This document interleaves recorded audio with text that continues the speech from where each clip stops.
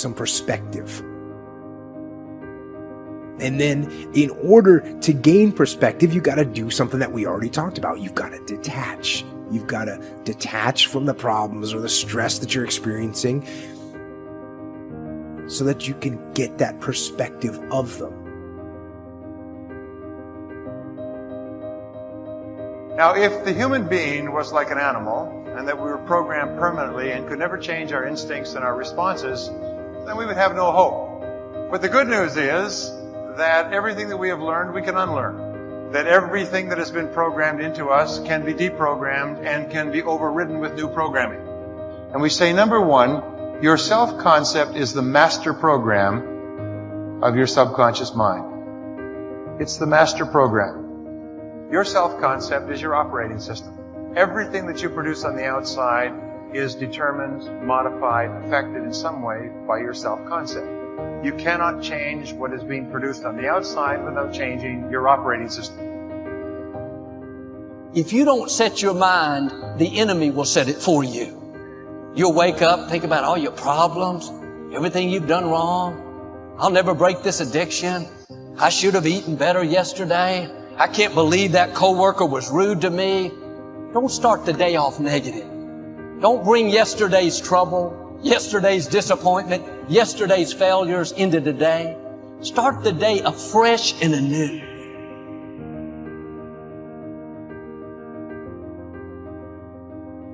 I can remember being trapped inside of a negative environment that wouldn't allow me to dream, to the point that I had to set my mind free, to the point that I now dream so big, dream about me. That means if you dreaming about me. But I'm no longer selfish. I now encourage you all to please dream bigger than me. And that's how you get to the destination of living your dream. I speak into existence that you will understand the value of yourself, and you will get up and you will do more for yourself and expect less of others. In order to be successful, you have to do more for yourself and expect less of others. You have to wake up and manifest your dream. You have to get up and do the work. You got to get up and write the book. You got to get up and do the music. You want to talk about you an author? Don't tell me you an author. Just let me know when the book coming out. You got to hear it. You can't make a difference until you make a decision. So, for real, some of you, man, you keep crying. You complaining about your job. You complaining about where you are financially. You complaining about your relationships. You complaining about your opportunities. You complaining. Listen to me. You murmuring and complaining. You complaining. Shut up! Stop complaining and do me a favor. If you want to make a difference, all you got to do is one thing. This is how you get started. You want something different? Listen to me. All you got to do is make a decision. That's it. And for those of you who've been making the wrong decision, all you got to do is make the right decision. But if you want to make a difference, make a decision. Are you hearing what I'm telling you? What I'm trying to do for you to take you to that next level is I'm trying to give you control of your life back. It is the animal that can change the fastest to a changing environment that becomes the most dominant species the world has ever seen. It is our very nature to change. Because if you want to do something extraordinary, you have one job. Leave your fellow humans in awe. The webs we create around ourselves need to be unwound. If you have ever untangled a ball of string, you know that yanking and pulling only makes it worse. Be gentle and patient with yourself as you untangle your own mental knots. Get help if you need it. Above all, love yourself in the process. The willingness to let go of the old is the key. When I say needing the problem, I mean that according to our particular set of thought patterns, we need to have certain outer effects or experiences. Every outer effect is the natural expression of an inner thought pattern. And to battle only the outer effect or symptom is wasted energy and often increases the problem. I am unworthy creates procrastination.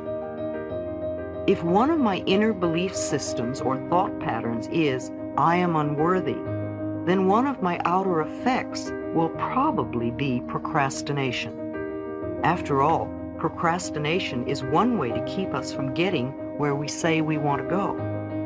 Most people who procrastinate will spend a lot of time and energy berating themselves for procrastinating. They will call themselves lazy and generally will make themselves out to feel they are bad persons. Resentment of another's good. I had a client who loved attention and usually came to class late so he could create a stir. He had been the baby of 18 children, and he came last on the list of getting. As a child, he watched everyone else have, while he just longed for his own. Even now, when someone had good fortune, he would not rejoice with them. Instead, he would say, "Oh, I wish I had that," or "Why don't I ever get that?" His resentment of their good was a barrier to his own growth and change. Self-worth opens many doors. A client who was 79 came to me.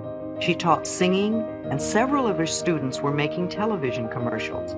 She wanted to do this, but was afraid. I supported her totally and explained, "There is nobody like you. Just be yourself." I said, "Do it for the fun of it. There are people out there looking for exactly what you have to offer. Let them know you exist." She called several agents and casting directors and said, "I'm a senior citizen and I want to do commercials." And in a short time, she had a commercial.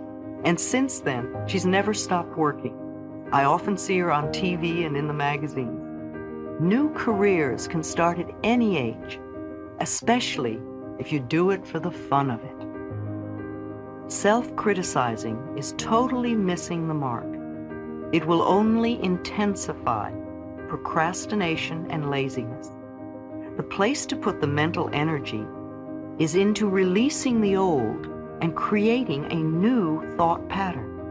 Say, "I am willing to release the need to be unworthy. I am worthy of the very best in life, and I now lovingly allow myself to accept it."